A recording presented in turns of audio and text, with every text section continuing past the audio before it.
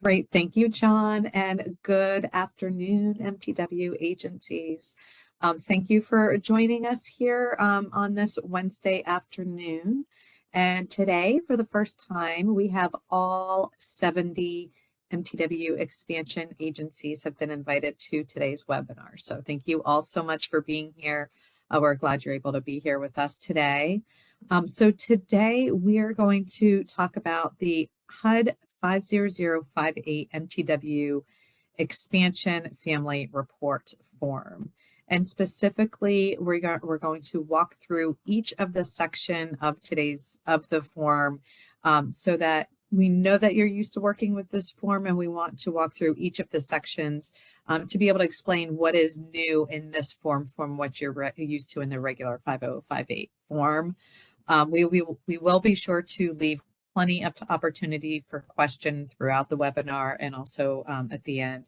So please let us know. So that's what we're talking about today. What we are not going to talk about today, and I want to just kind of set some expectations, is we are not going to talk about the specific how to transition from the regular IMS PIC that y'all are currently in into the new Housing Innovations portal. We expect that new system to be available later this year, and once it is, there'll be plenty of training provided to you and your vendors on that, but that's not what today's training is all about. Now, there are a handful of Cohort 1 agencies on the call today that may have questions because you have your approved supplements and you're not able to put all of the information into the old IMS PIC system because of the kind of challenges with that system, which is why we are transitioning. And so for those agencies, we'll speak to that later on in today's webinar. If you have any questions as we go along, feel free to type those questions into the chat and we will get to those as we go. We're going to have a lot of really weedy information today. We've got Wendelin Huvendick, our MIS, John Kincannon, our Deputy Director, Praveen Krishnan, our Senior Housing Innovation Specialist, are all going to be talking today, going through the specific parts. All of the information that they are talking about today was sent to you in advance of today's webinar and is on our website. It's either part of the PowerPoint that you received, which you might want to pull out and have with you, or we've included a link to the quick reference guide. So we encourage you to take a look at the quick reference guide. All of the information that you need to know is in that quick reference guide or as part of the PowerPoint. Next slide, please. As an agency, as a PHA, you're already familiar with the regular HUD-50058 family report form. MTW expansion agencies, i.e. all 70 of you MTW expansion agencies, will be using the MTW 50058 MTW expansion form to collect and submit information about families. You will be using this form for any regular tenant-based or project-based vouchers, your public housing, any special purpose vouchers for which MTW funds are being applied, flexibilities are being applied. You will continue using the regular 58 form, i.e. the non-MTW expansion form, when you're reporting in on mod rehab or for VASH and EHV programs when you're not using MTW flexibilities. If there's any questions at all, we have that information available to you on the FAQ for special purpose vouchers, which we've talked about in previous slides. Next slide, please. So this form differs in a number of ways. One, we've added data fields to reflect MTW participation, and any obsolete, non-necessary information has been removed. And data will be submitted within your agency's 5058 reporting software. For example, ERD, MRI, emphasis, etc.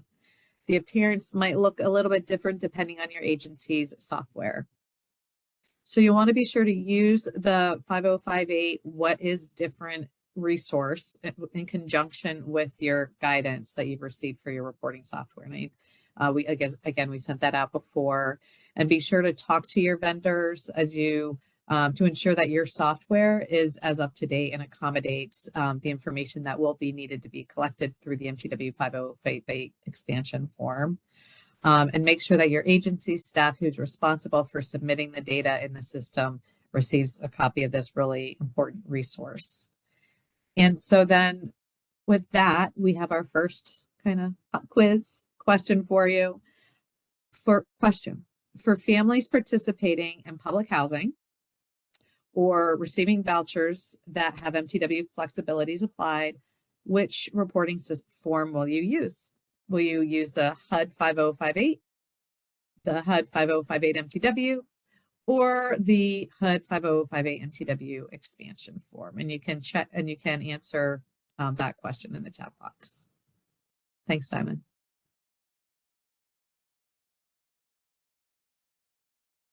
Just want to make sure you guys are awake. This is a question for you. You can put your answers in the chat box for everyone to see. Yay! You guys are awake. At least Kim and Christina are awake and paying attention. So thank you very much for that response. And that is what we're going to be talking about today. And so with that, I would like to turn it over to Wendelin Huvendick. Wendelin is the MIS here on the MTW staff, and we'll start walking through the form. Wendelin. Thank you, Marianne, and thank you everybody for joining us today. So we're going to start off with talking about Section 1, or the agency information on the MTW expansion 5058 form. So this should pretty much look like what you're used to. There's just a couple of changes that we'll go over, and we're going to jump into that right now, starting with the next slide. So the one change that probably will strike you the most is for the program types. We've done a couple of things. One, we've added two that you've never seen before, which are LP, which is local non-traditional property based vouchers, and LN, which is local non-traditional tenant based vouchers. So those are going to be applicable if you have a local non-traditional program. The other thing to make the form easier to use and also for the system is on the regular 5.8, you're used to seeing VO for all types of vouchers, whether it be project-based, tenant-based, or home ownership. So we've actually split those out into three different codes so that it'll be easier to use the form and process them in the system.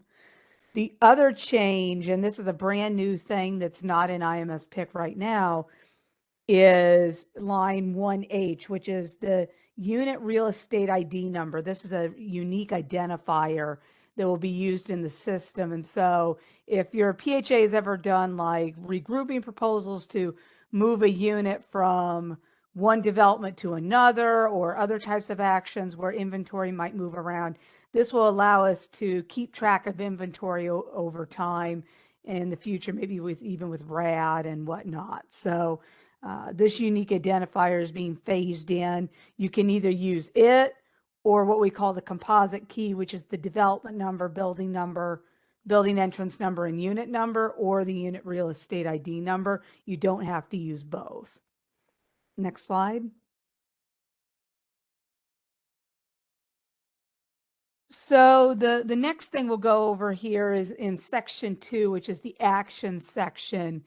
And there again, looks-wise, looks a lot the same. One of the first changes is to the type of actions. So the type of actions are going to be the same, except for a couple of differences. The biggest one being we have removed Action 14, historical adjustment. I probably should pause for a moment, so y'all can groan, but 99.7% of folks were using it incorrectly in the last several years. That action type was only meant to be used when we transitioned from the old MTCS system to IMS PIC for those households that for some reason didn't come over in that conversion.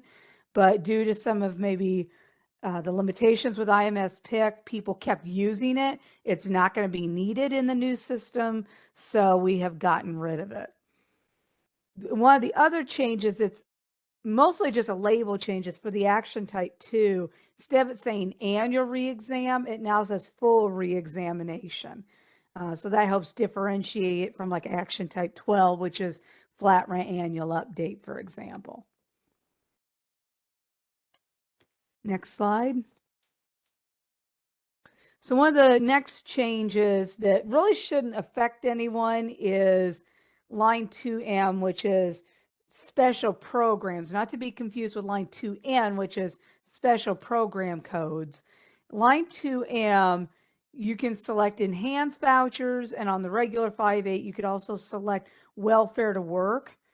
Welfare to Work has been an inactive or defunct program since around 1999 or 2000. So it really was time that it came off the form. And so this is one of the places on the form that it has been removed.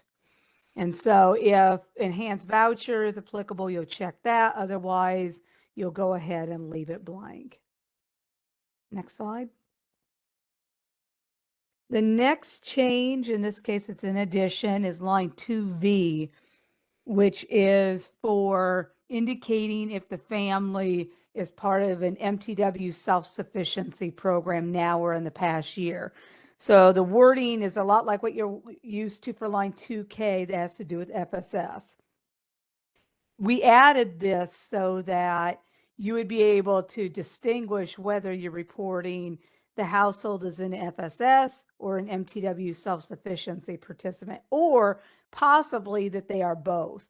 This is also something we did to help with system functionality so that we could easier be able to validate the information on the form as well by having this separated out.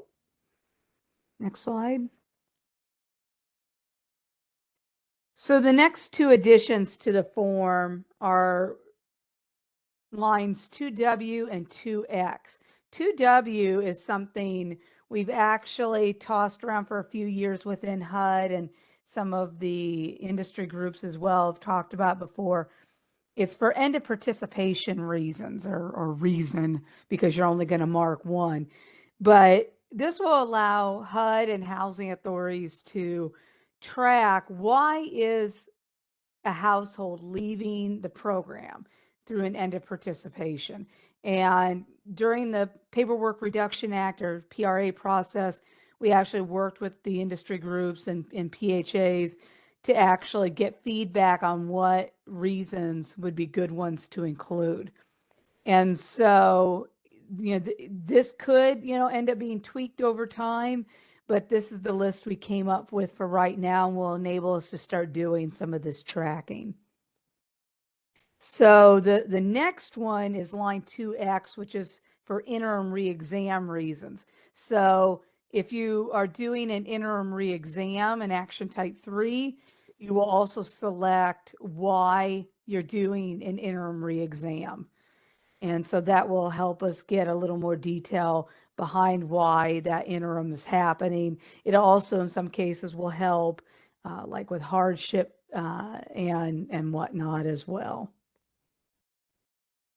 So with that, I'll turn it back over to Marianne to go over some summary questions.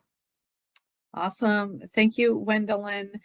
So if you have any questions on anything that Wendelin described, if you could please just type it into the chat and we will do our best to answer. And I do see a question in here, Wendelin. The question is, what about Ross? I think that's Resident Opportunities for Self-Sufficiency Program. What about Ross participants? Would we indicate if they are participants of that program or not?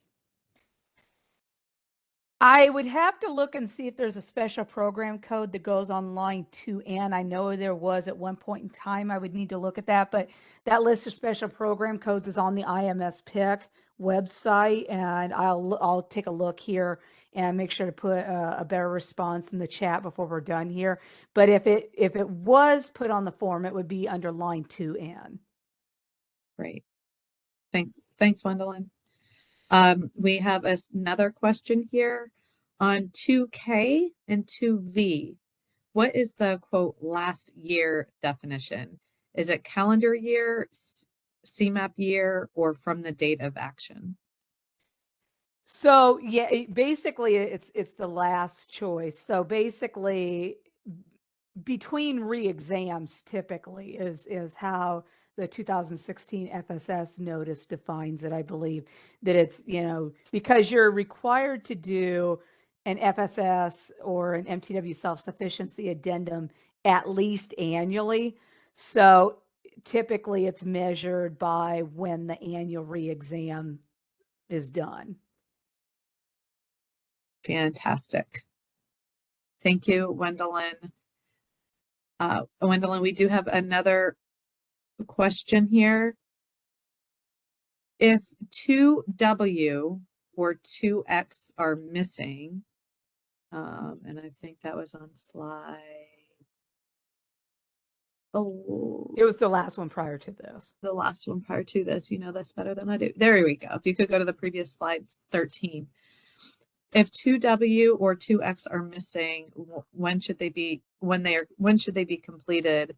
Will the 5058 MTW expansion form have an error when trying to submit to HIP? So 2W, the end of participation reasons, is only submitted when you've selected an action type 6, end of participation.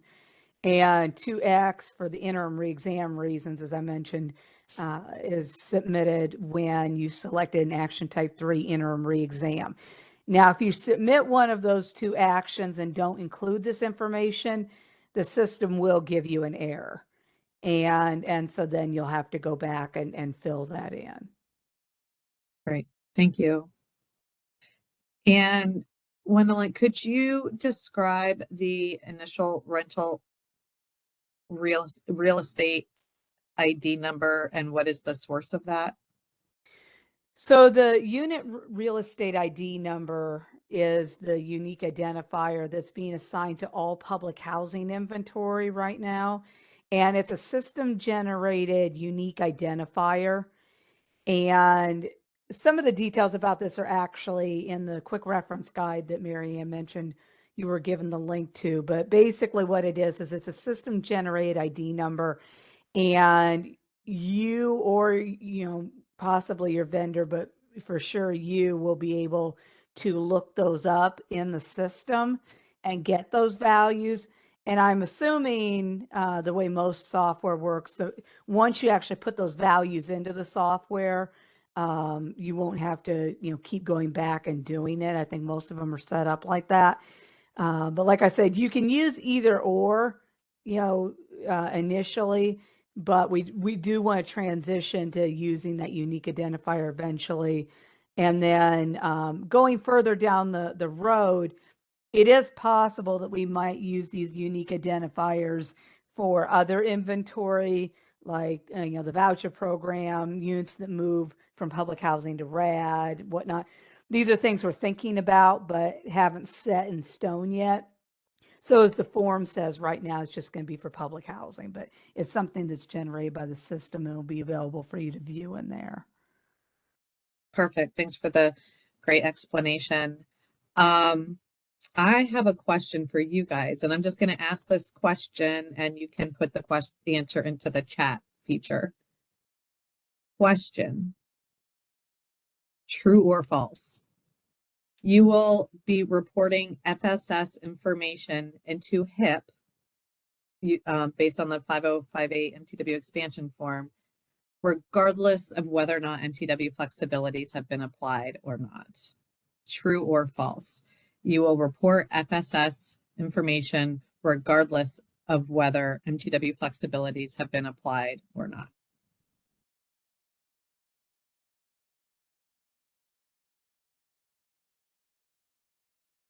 All right. The majority of you've got it right. The answer is true.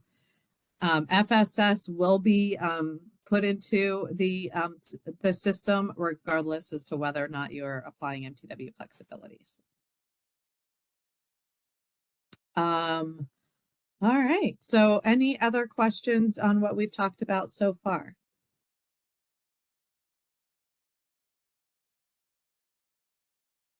Okay. Then with that, Wendelin, I'm going to turn it over to you to continue walking through section 3. All right. And real quick before we go into section 3 here, I did put a response real quick here in the chat regarding the question about Ross. So that information is there in the chat for everybody and should take care of that. All right, so moving on to section 3, which is the household information. There's only a couple of changes to this section, and they are additions to the form. It's lines 3R and 3S. And they have to do with work requirements, and we'll go into some of the details about those starting here on the next slide. So line 3R asks for the average numbers of hours worked for pay each week. And so, there's going to be cases where possibly the, tenant doesn't know, how many hours they work per week, or maybe they change is more likely that they don't maybe work the same number of hours per week. And so that's why it's an average. And so, you'll figure it, based on an average. It also, this line is only applicable to individuals that are 15 years old or older, because, typically in, most areas, you wouldn't start working until you're at least 15 years old. This, does not necessarily, mean for sure that you're going to put, the income in section 7 where the income goes. Section 7 is still going to, work like it has in the past as far as what income you put in there, but it's part of the work requirements activity. We are asking this particular question at the household member level. Next slide. So 3S, the difference with this one is this is asked at the household level. And so the fact that it's down here towards the bottom of section 3 is also what kind of lets you know that it's being asked at the household level, whereas 3R you saw listed for every one of those household members. And so this asks for information about the work requirement policy compliance. So as you can see here on this slide, there's 6 different options. If you are not doing the work requirement activity, then you are going to answer 6, which is not applicable. Next slide.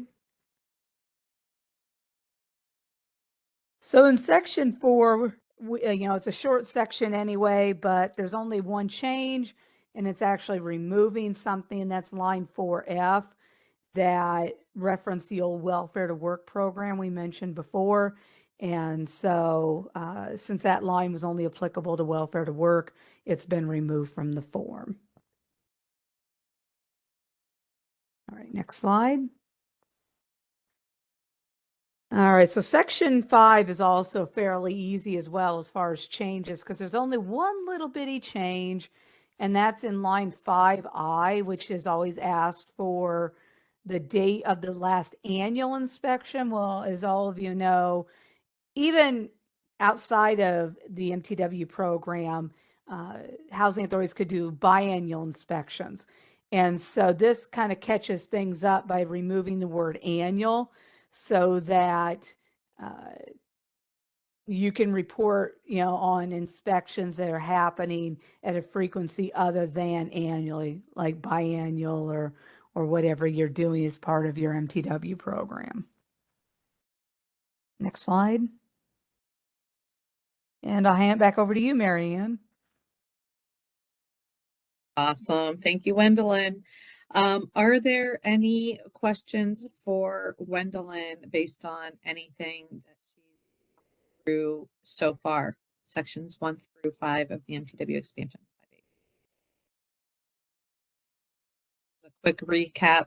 3R captures the number of hours worked per household member. 3S captures work requirements information, if applicable to your agency. 4F was a question around HUD-approved income targeting disregard. That line was removed. And 5I relating to HQS inspections and removing the word annually. Any questions for Wendelin? So Wendelin, there is a question relating to 5I. Does removing the quote annual on 5I fix the warning errors that we still receive in PIC? Which wording error are you referring to? I think I would need to ask. Nikki, can you come off mute?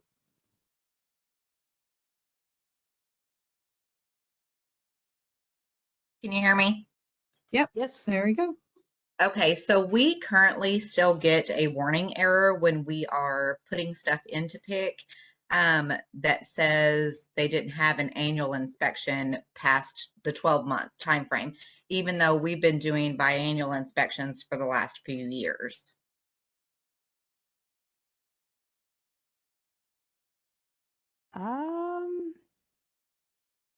It's not a fatal error, we just get a warning. I guess I'm gonna have to look into that and see which one that might be, because that one's not ringing a bell to me offhand. If I had the error code number, I could look it up real fast, but I'll see if I can find the answer yet before we get done here. Okay, thank you.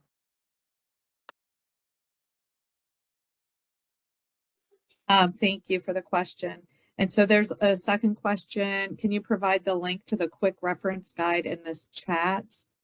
And Wendelin, you said that was the second resource on the last slide. I can dump that in if that's right. Yeah, here, I'll dump it in real quick. I've got it. Got it. Okay. Great. Thank you. Once again, we've got some questions for you guys, and we're going to use Mentimeter this time. So get ready for Mentimeter. So ICF, if you could pull up the necessary Mentimeter information. Oh, if you go to menti.com and use the code 19022366. And again, go to menti.com on your cell phone, iPad, another screen, and type in code 19022366. And the question is, the Welfare to Work program is no longer an active program, true or false? The Welfare to Work program is no longer an active program, true or false? You can type your answers into the chat, or you can type your answers in the Mentimeter. And the answer is, let's see what y'all come up with. Annalise? All right. You all got it in the chat. The answer is true. Good job, everybody in the chat. Okay, next question. Are we ready with the Mentimeter? Next question.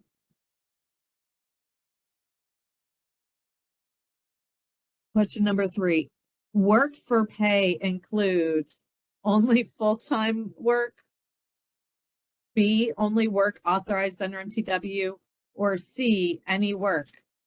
Again, work for pay includes only full-time work, only work authorized under MTW, or any kind of work. A, B, C. I'm seeing a lot of C's, and if you could close up the results. And the answer is C, any kind of work. Good job, everybody. Well done. All right, next question. Question number 4.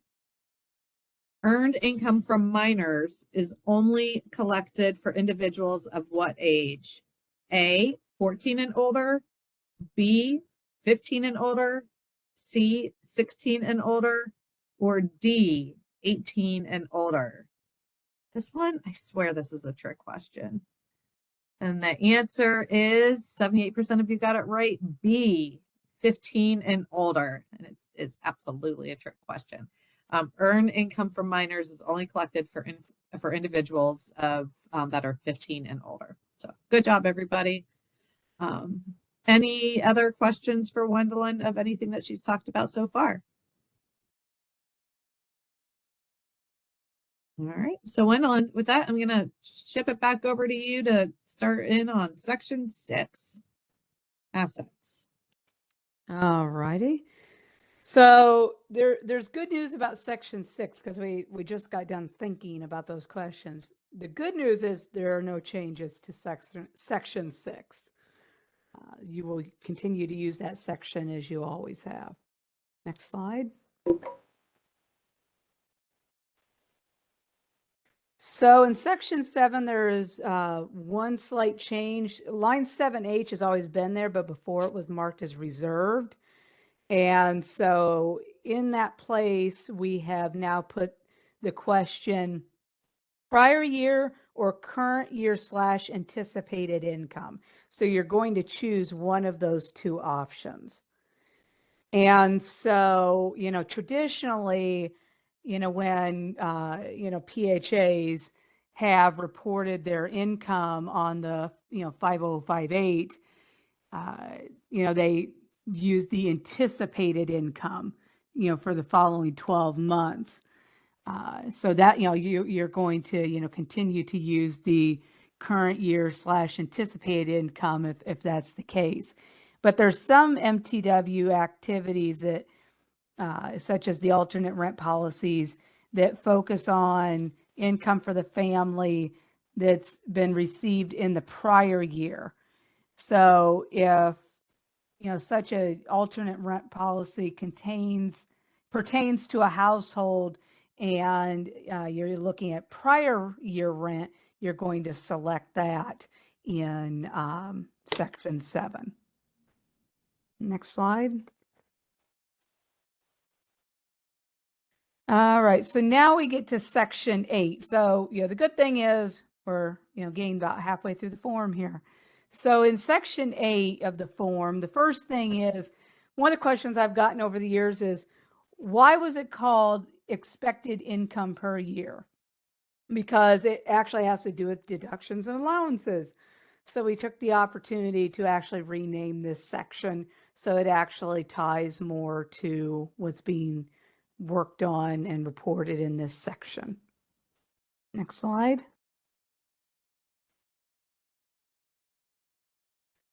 So the next change is we added line 8U. Now, if you've been around as long as me, which is 20 years, you remember the 8U actually used to be on the form many, many moons ago and had to do with Indian Mutual Help, which was section 16 of the 5058 form back way in the day. So they got rid of it. Well, we've resurrected it, but for a different use now, which is for deductions and allowances not reflected above, meaning if you have adopted a deduction or allowance as part of one of your activities that is not addressed on one of the other lines above, like dependent allowance, elderly disability allowance, childcare, etc., you would report that in line 8U. So one thing to note is that if due to an MTW waiver, you need to report an amount that's other than what the quote unquote default is for a certain line. For example, other than the $480, that's the allowance per dependent, you can actually still do that on that specific line of the form. You would not use line 8U. And the system has been programmed so that, like, let's say you're doing $450 instead of $480. The system may give you a warning because it's not the default and not everybody's going to be doing that activity. So we still leave the default, programmed into the system, but it will let you do it. It would just be a warning message that you would receive. Next slide.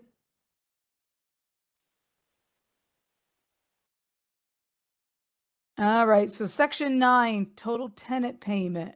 And the good news is there's no changes for this section of the form. And with that, I'm going to turn it back over to Mary Ann. Awesome. Thank you, Wendelin. And thanks everybody for your great questions and participation so far. Are there any questions for Wendelin on anything that she's talked about from sections 1 through 9 of the form. The slide just reminds you of what summarizes what Gwendolyn just mentioned.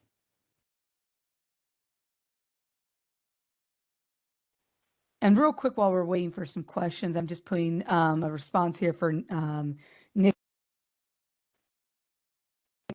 Sorry, my power flickered there. I'm putting a note for Nikki in the chat, but this would apply to anybody.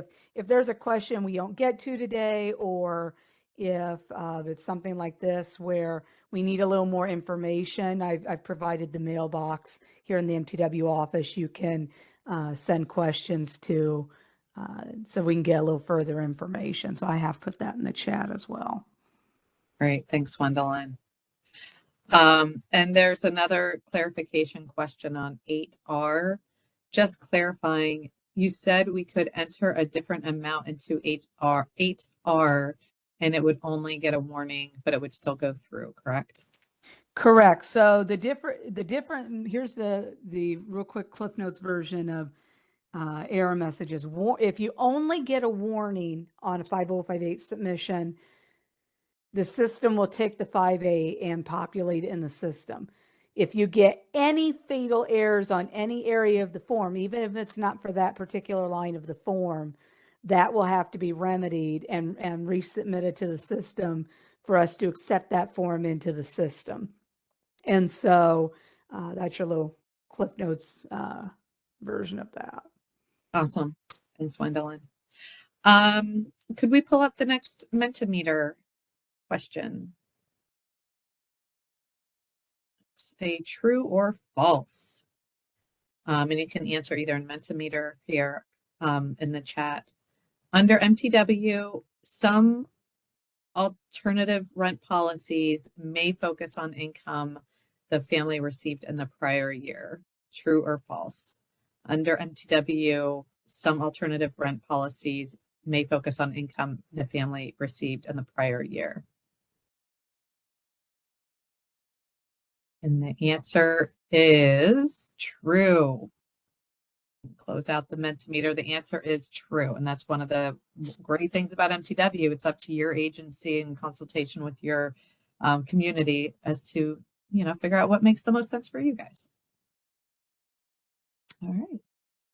Any questions on sections 1 through 9?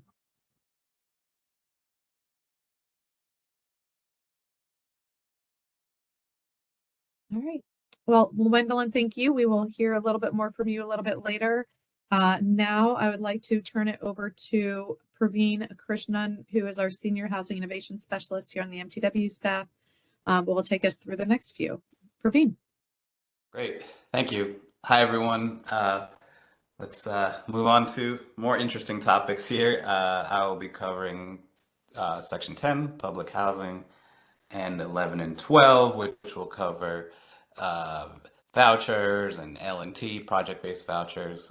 Before I start, just reiterating what others have said, any very specific details I might be covering that you're not seeing on this slide, they are there in the reference guide. So you don't necessarily have to jot down any details. Whatever I'm stating is already available for you as guidance. Okay, so Section 10, Public Housing. Some of these changes are very minor, so we'll go through them quickly. Others are a little meatier that we'll spend more time on. This is a pretty quick one. Turnkey 3, which honestly I think most people hadn't heard of, boutique program, was removed from the label since only the public housing rent calculation is reported in this section. Next slide, please. So line 10C, income-based ceiling rent, that was removed. So you do use line 10B for flat rent to report the applicable maximum rental amount. And for line 10D, the description was changed to reference flat rent instead of ceiling rent. So those are also a couple minor changes there. Next slide, please. All right, so this is where it gets, get into a little more detail here. Type of rent selected. you'll see here there are additional options for type of rent. Right now that your MTW, there are actually 7 options here. This includes stepped rent, tiered rent, uh, income based, an alternative adjusted income, or if there's something altogether that doesn't fit any of these choices, you have, because as you know, with MTW, you can do a variety of changes to how you calculate rent. You would choose other MTW alternative rent. So this should cover all the different possibilities here. Line 10V is only applicable if you selected over income rent in 10U. And if you did, then in line 10V, you would report the date an over income family exceeded the 2-year grace period. And you can find more details about this grace period in the PIH notice 2019-11. Again, what I just stated is in that reference guide. So you can look for more detail there. Line 10W, which is alternate tenant rent, if the selection other than income-based is marked in 10U. That was added so you can report the amount of rent a household is paying if something other than income-based or flat rent is selected in 10U. Okay, next slide, please. I think we'll do a break now, or I don't know, Marion, do we want to see if people want to keep going? So let's see, are there any questions on anything that Praveen just described? Public housing.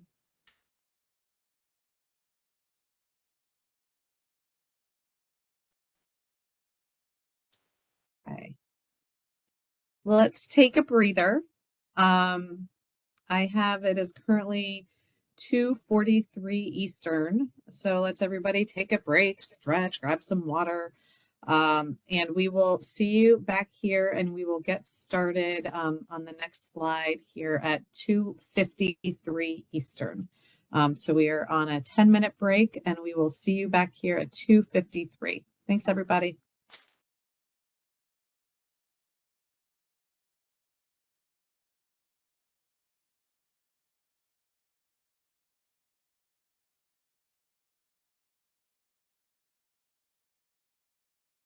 Okay, I hope everybody enjoyed their break. I see that we are ready to get started. Gwendolyn did a little bit further following up on a question that was originally discussed, and so you can find that answer in the chat. And with now, I'm going to turn it right back over to Praveen to continue walking through the form, starting with section 11. Praveen?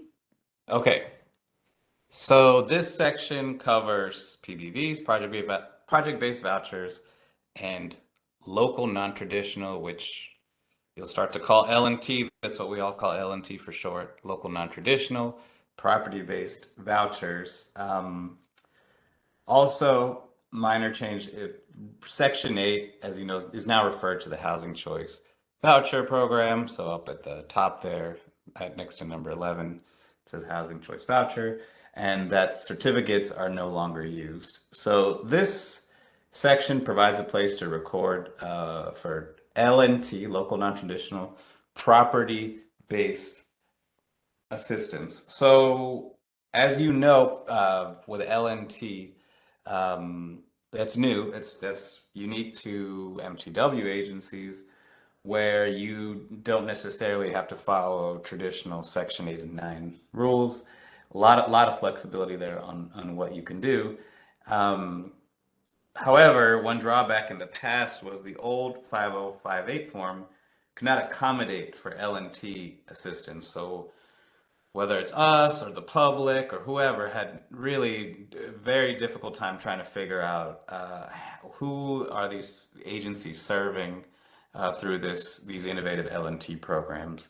So now this new expansion version of the form can capture this data both for project-based L&T assistance, which is in this section, and then in section 12 we'll talk about we'll talk about tenant-based vouchers with LNT as well.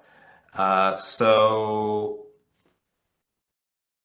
there are quite a few changes here to section. Can you go to the next slide, please? Yes, so thank you. There are a few changes here that have to do with calculating alternative rents. It seems like a lot, but it's pretty straightforward here. These are essentially the same additions we'll show you in section 12 on the tenant-based side. So if you look at 11U, again, this is, and also not entirely different from what we just showed you on the public housing side, right? These are for alternate rent types. If you're doing a within these programs, MTW, alternative gross income, alternative adjusted income, stepped rent, other alternative rent, or tiered rent. So this would also be used if you're participating in a local, non-traditional, property-based program. The next two lines were added to capture tenant rent and HAP when an alternative rent is selected in 11U. So that's pretty self-explanatory. 11V, 11W, that's showing your alternate HAP to owner and the alternate tenant rent. So these are all fields you would enter in if you're using the alternate rent types. So one other thing to note here in line 11S up top there, that's the quote unquote traditional calculation that we're all used to. That has separate cells for entering positive or negative tenant rent. So that can account for utility reimbursements. So for the alternative rent collection calculation, there's only a single cell for this, which is in 11W. So for alternative rent, you'll enter a negative number if there is a credit to the tenant. And again, this is explained in the reference guide as well. Next slide, please. Okay, line 11AP. This is for, again, MTW specific alternative rent. You'll find the same structure we just talked through, but this is for prorated rents, which you should all be, I'm assuming, familiar with. This is really no different from when we talk about alternative prorated rents traditionally, right? Depending on the number of eligible family members. So again, this is the same logic, same fields we just went through, but this is accounting for prorated rent. That's the key difference between here and the previous fields we just went through. If it's not a fully HAP, if it's partially prorated based on the eligibility of family members. Next slide, please. Okay, so this is section 12, housing choice vouchers and tenant-based vouchers. We'll go through these quickly. It's really pretty much the same as to what I just covered, except this is for the tenant-based side, but the structure of it is the same. You'll see here, we've also added local, non-traditional, tenant-based to the title here next to number 12. Next slide, please. Okay. So here, lines 12, X, Y, and Z, again, capturing alternative rents. I don't need to go through it again, but I think you get the gist of it. This is if you're using either the tenant-based, traditional tenant-based program with alternative rent or L&T with alternative rents. Those are your choices there that we've gone through. Again, with the alternate HAP, alternate rent, and then in lines 12A, K, and M, that's same as to what we just talked about, which is for proration, if you're prorating the HAP to owner. And then finally, if you look all the way at the bottom, we have 12AP and 12AQ, where it says additional payments, not HAP. So this is obviously important for you guys. This collects information for agencies using landlord incentives. Some PHAs may provide financial incentives in addition to HAP to a property owner with a housing choice voucher tenant. So for those of you in this cohort, which is everybody here, this is where you will capture those incentives in 12AP and 12AQ. Next slide, please. So just a little more on that, because I know this is very relevant to this group. So just as an example, in terms of financial incentives, so say there's a signing bonus for a new landlord or vacancy payment. These will be one-time payments made when the tenant first leases a unit. So you would use 12 AP to enter that amount in dollars. And then you would use 12 AQ to enter the amount of any payments to the property owner. So this obviously does not include, other things you might do that are non-monetary in terms of incentives. I went through a lot here. Next slide. Any questions? Any questions for Praveen? We talked section 10 on public housing. Section 11, we talked about project-based vouchers and local non-traditional property-based. And section 12, we talked about housing choice vouchers or local non-traditional tenant-based. Any questions for Praveen on anything we just talked about?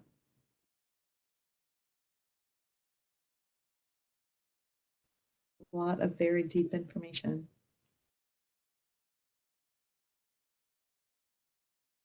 Praveen, can you go over again the difference for use for lines 12 AP versus 12 AQ? Yes, if we could go back a slide. So AP is additional support for the tenant-based voucher family. 12AQ is for the property owner itself. So AP would be any payments made to the tenant-based voucher household at the time of admission. Whereas if this was a payment to the property owner, it would go in 12AQ. Lindsay, does that answer your question?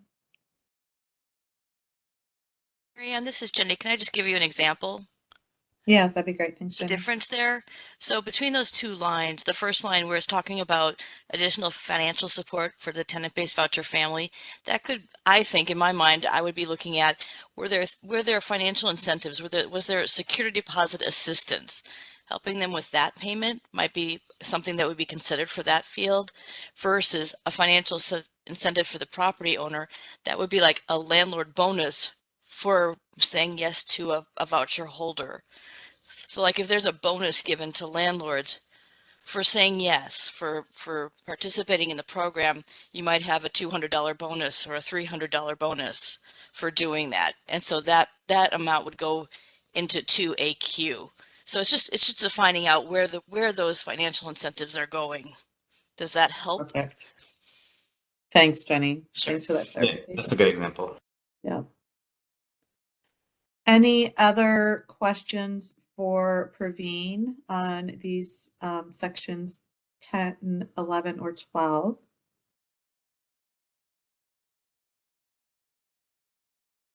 And you know what comes next. I've got a question for you. If we could pull up the Mentimeter once again. Mentimeter question number, this is question number 6. So let's pull out those menti.com. Sharing the next question is, which of the following is not an MTW alternative rent type found in Appendix 1 of the operations notice? Is it A, MTW alternative gross income? Is it B, MTW stepped rent? Is it C, MTW alternative adjusted income? Or is it D, MTW reduced rent? And again, these are just focusing on those waivers that are in section Appendix 1 of the operations notice. Is it A, MTW alternative gross income, MTW stepped rent, MTW alternative adjusted, or D, MTW reduced rent? And the answer is ding, ding, ding. D is in David. MTW reduced rent is not one of the rent types found in the MTW operations notice appendix 1. That said, you guys can come up with something on your own. If you want to do an alternate rent that's not found in appendix 1, feel free to propose it as either safe harbor and or an agency specific waiver. So great job. Any other questions for Praveen or really Wendelin on anything that we've talked about so far, sections 1 through 12 of the form?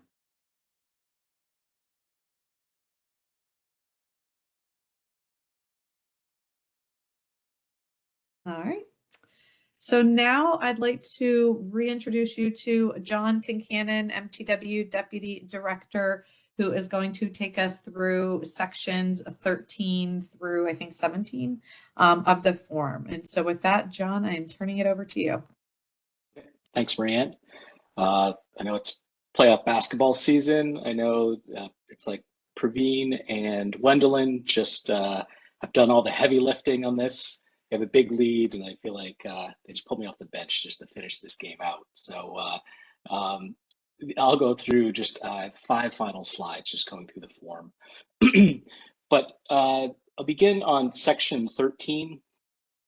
There are no changes to section 13, but we do want to note on section 13 that if a PHA has households assisted under the MOD rehab program, that reporting would still be done using section 13 of the standard HUD-50058, not the expansion version of the form. It's not on the expansion version of the form.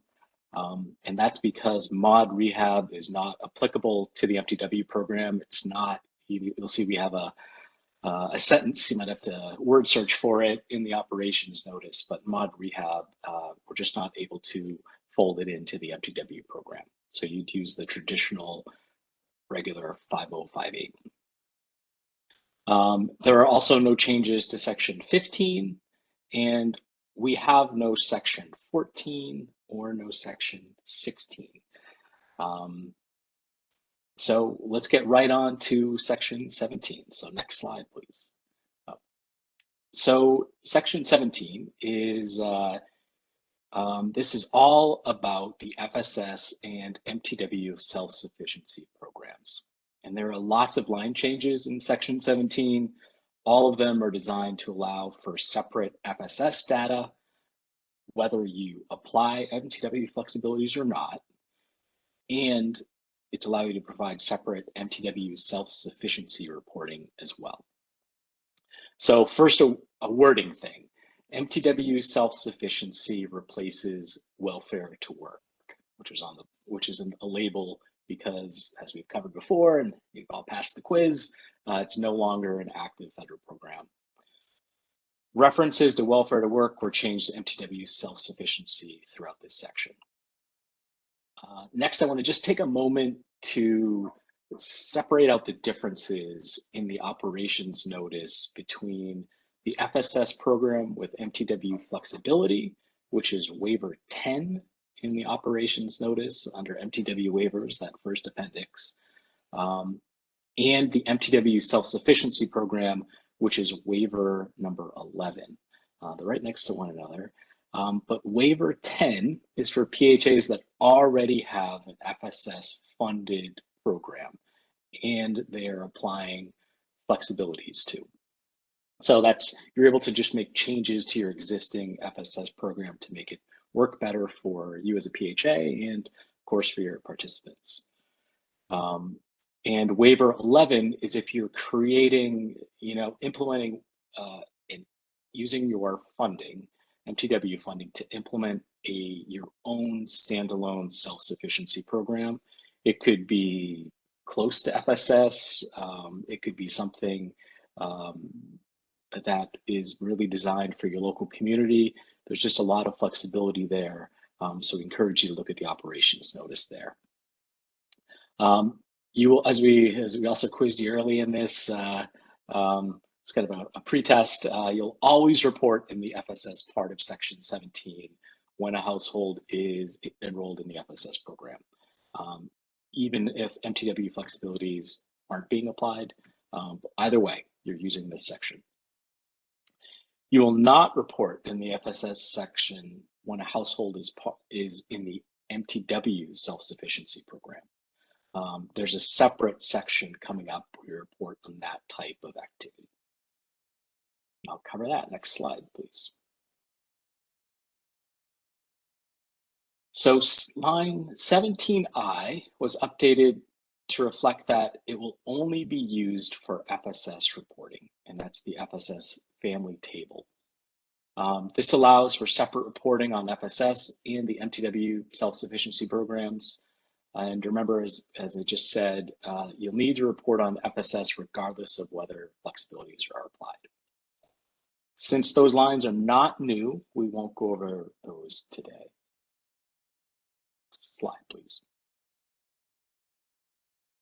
What we will go over is that we're starting here on line 17N. You'll find a section of the form dedicated to MTW self-sufficiency.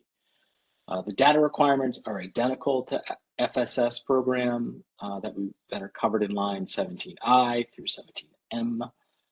You'll capture contract information, escrow account information, and exit information if those families are part of your MTW self-sufficiency program. And as you can see in the very last line on the screen, family services are captured in a chart under 17R. And next slide, please. And we'll show you a view of that chart. It's identical to the chart you'll find for FSS, but it's just separated out for MTW self-sufficiency. Couple things to note. For FSS, you'll come to the family services table first, followed by questions about contract information, escrow, and account information, and exit information. For the MTW self-sufficiency, they're reversed. You get the questions first and then the table. And there is really no difference in the content. They just come in reverse order. We're just trying to really keep things interesting.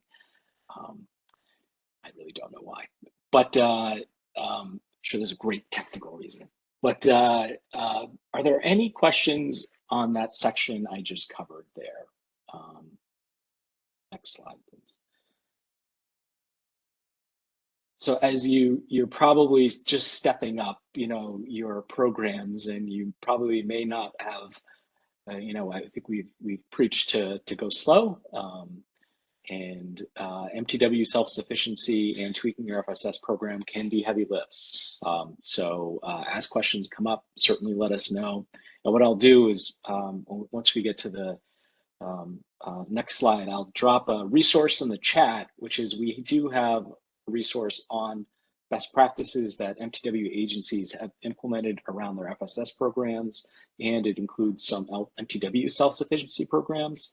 So it's looking at the initial 39 MTW agencies, but it can give you some good ideas of what's happening out there, and you'll just need to compare it to the operations notice to ensure that you can do it too. But it's a great resource just pulling what's happening out there. So if you all are looking for ideas, I'll drop it in the chat. So with that, I will pass it back to Marianne, I believe. Awesome. Thank you, John.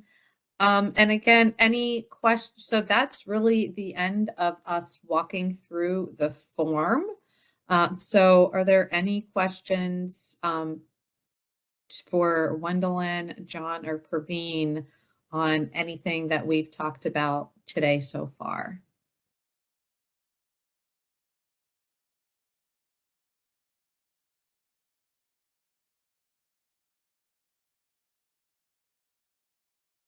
Makes sense. And as we indicated, all of these kind of the changes from the form that you're used to and this new MTW expansion form are all included in that quick reference guide that I think Wendelin dropped in the chat earlier. And all of the kind of the detail and the narrative of what we talked about today is covered there to explain kind of what the changes were and why those changes were made. And as John just promised, he included in the chat the link to the FSS best practices guide that's available on our promising practices website. And while folks are thinking here, we'll give them a minute to marinate on everything. Just I can't resist answering John's question about why the order of the questions is reversed on the form. It's actually a very simple reason. Because we replaced welfare to work with MTW self-sufficiency, we were kind of tied to the structure of the form. So it's not the system, it's nothing fancy. It's just the structure that the HUD gods gave us. Thanks, Gwendolyn. No. Now Thanks. you know. The more you know, now you know. Any other questions, thoughts, comments, reaction to today's, what we've talked about today? Makes sense, pretty straightforward.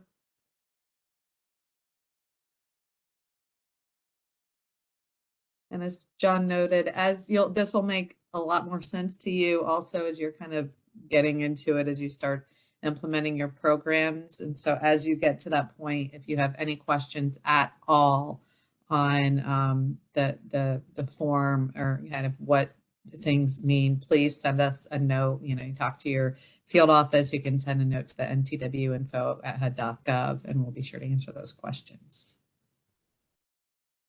So now I would like to, as promised, turn it back over to Gwendolyn to give kind of an update as to where we are with the systems information, and particularly for those few agencies in the cohort 1 group that have approved supplements and with activities that preclude them from being able to use the old form. So Gwendolyn, turn it over to you.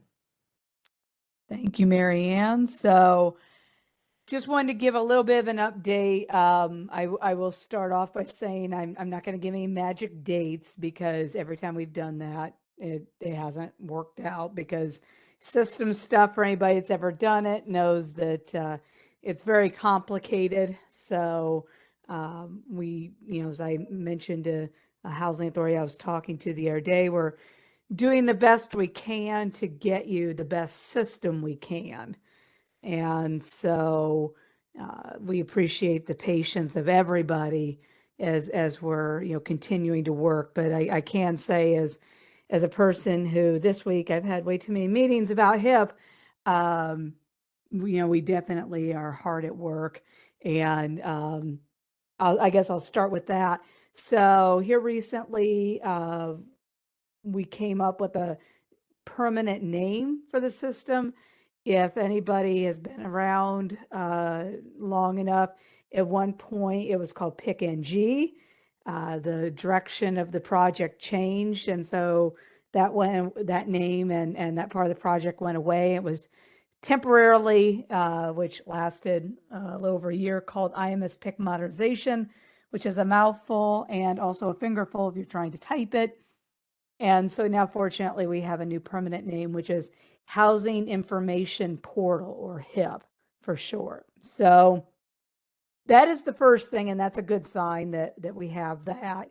And you'll be hearing more about that as time goes on.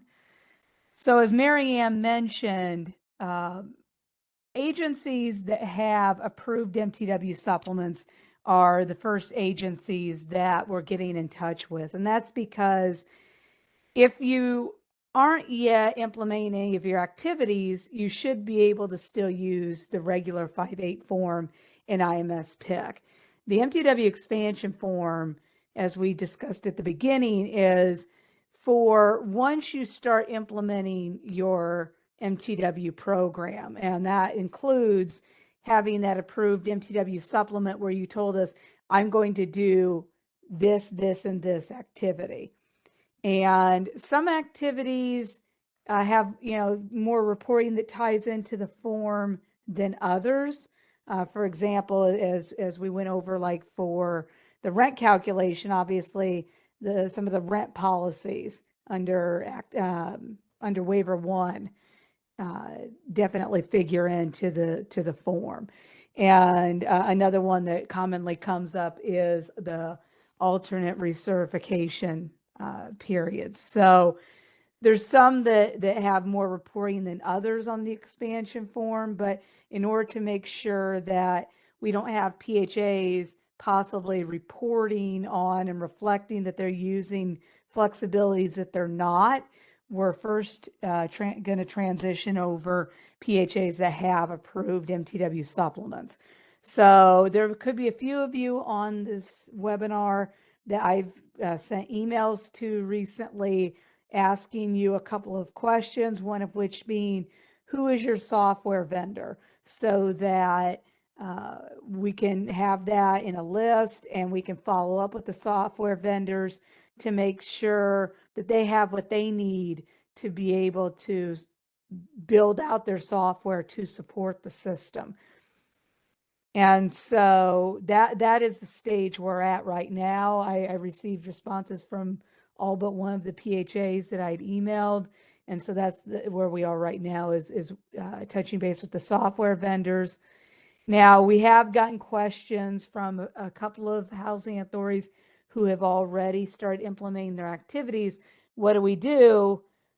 We try to submit a 50058 in IMS PIC and we get fatal errors. Well, there are a couple of options for what you can do. One option is you can try to still use that form to report, for example, like if it's an alternate recertification period, still put a date that's, 12 months in line 2I for the next re-exam date, or, keep the traditional rent calculation in place on the form, even though you have, different figures elsewhere in your software. Obviously, that's not the best option. The other option is you can keep records of those 5/8 for those households.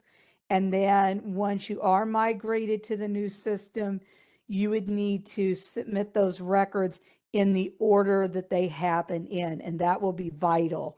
I was talking to the system developers about this just the other day, that even though this system has some, great changes to functionality, you're still going to, at least here in the beginning, to get caught up. Like if you have a new household, a new admission, submit that, and then the next one, and the next one. Hopefully you won't have that many for a new household, but it will be vital that you submit them chronologically.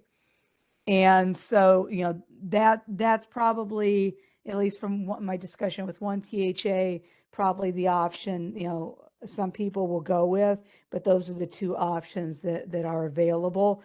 One thing I will mention that's not on this slide, but I will mention, is that all of your 50058s for your active households that are in IMS PIC will be migrated to the new system. And you will just basically start maintaining them like you always have. You won't move them in again. You won't do EOPs. You won't do any of that. You basically, if the last action IMS PIC that we transfer to HIP is an annual re-exam, and now you need to submit an interim, you'll just submit the interim. And so that will be the nice thing, is you can just pick up where you left off. The system will know, yes, it was a 50058, but now it's an MTW expansion 50058, and that's fine. So one of the last things I'll mention is we're doing this very slowly. We're going to have one or two PHAs that we start with, most likely Section 8 only, because PHAs that have public housing, as they should know, each summer there's the CAP fund certification for capital fund grants that's in IMS PIC, where you have to look at and certify your building and unit data in the development submodule every summer. And we don't have that functionality in HIP yet. So most likely we would want to leave PHAs that have public housing in HIP and let them do their CAP fund certification and whatnot before, we include them in the batch of PHAs that will be migrated over. Another thing that I would mention too about this slow approach is that, we'll be able to take the information that we learn from these first 1 or 2 PHAs that we move over and incorporate into the system for the PHAs that will come after them. And so, that's another important thing too.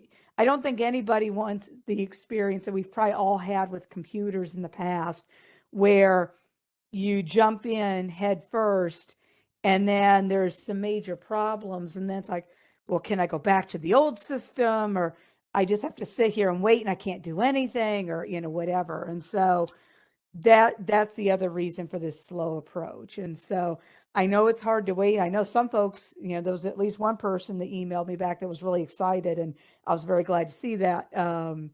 But that's the reason for the slow approach. And so just keep in mind that, as, we work through this process and as we can start to contact more PHAs, we'll do that as more PHAs have approved MTW supplements, and we can start adding PHAs to that list. That initial list we put together will definitely be in contact. One thing I would mention as far as that goes about being in contact with PHAs, if you see an email from myself, Gwendolyn Huvendick, or our HIP mailbox, which is, for the HIP project team outside of the MTW office, is working with the system as a whole. Please definitely, look at the email and respond back. I know that not, all of you have had contact with me before, but the sooner you get back to me, the sooner I can help get things pointed in the right direction. So I just thought I'd mention that because there was a couple of PHAs that I think were like, I have no idea who this person is emailing me, and I'm not sure what HIP is yet. So I'm going to go on to other things. So hopefully that'll give everybody a good batch of information to help understand the status of things and how we're going to progress. And with that, I'll hand it back over to Mary Ann.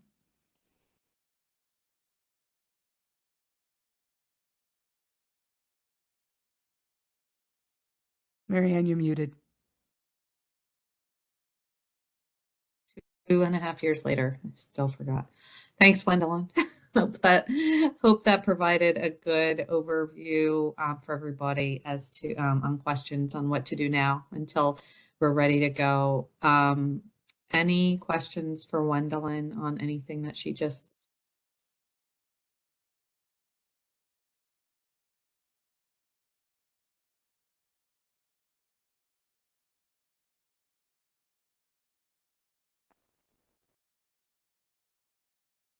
Thank you. There's a thank you. Good.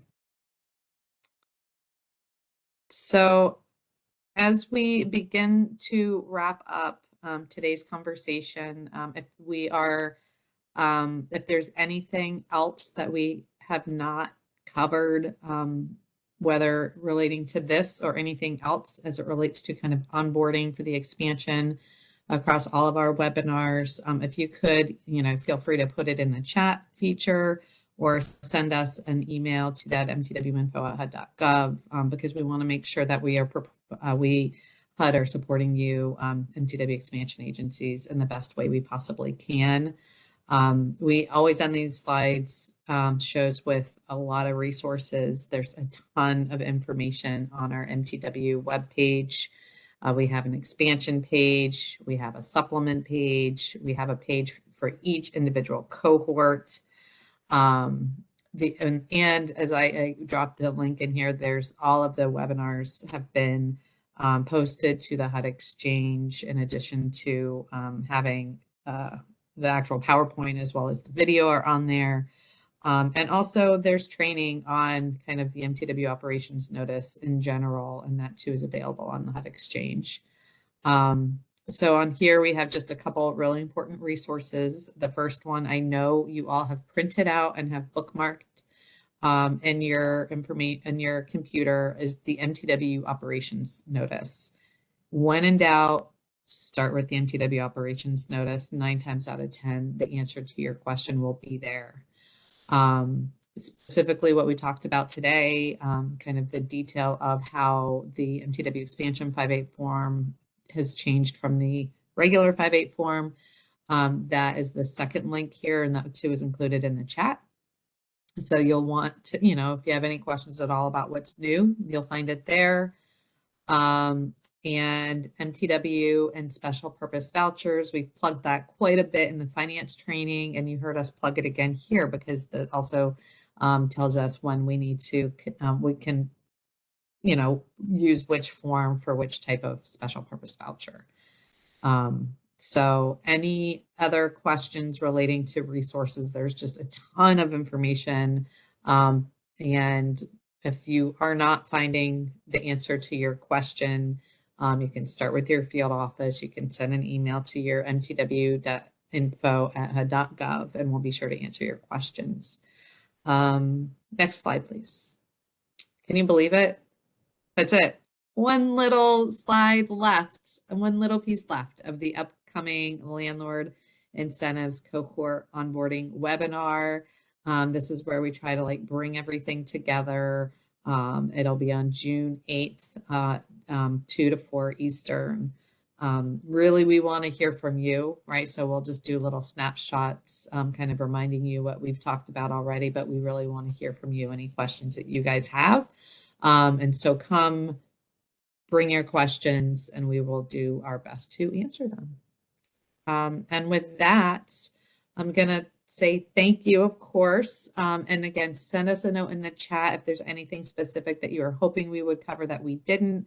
If this was helpful, if there was something else you'd like us to discuss, just give us that feedback. We definitely want to hear from you.